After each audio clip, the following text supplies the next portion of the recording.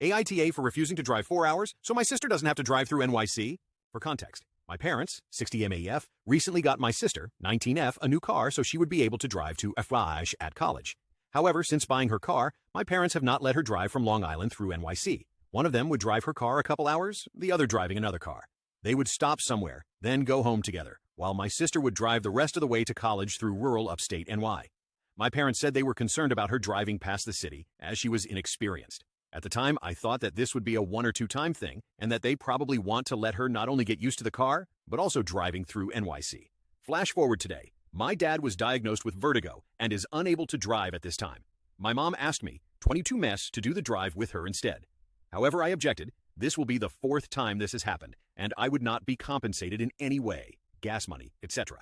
If this was the first time, I would understand. However, she has had her car for almost a year and drives frequently at school.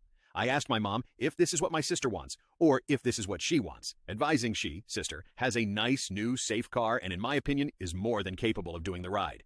I feel like it's also a little wasteful with regard to gas and time. My mother responded, saying that she is uncomfortable driving through that area. Then my mom asked if I had driven on the parkways with my sister, because if I have, I would not want her driving through the city. My parents both tried to get my sister to practice driving on parkways so she would be better, more comfortable when doing so. However, she refused to practice, and my parents did not force her. This is another reason why I don't feel responsible to help my sister avoid driving past NYC. Furthermore, I personally feel if this is what my mom truly thinks, my sister should not have received a new car. Additionally, I feel that my parents' plan doesn't provide for my sister to grow as a driver, as there is no exit strategy, so she could eventually drive to school, including through NYC, on her own.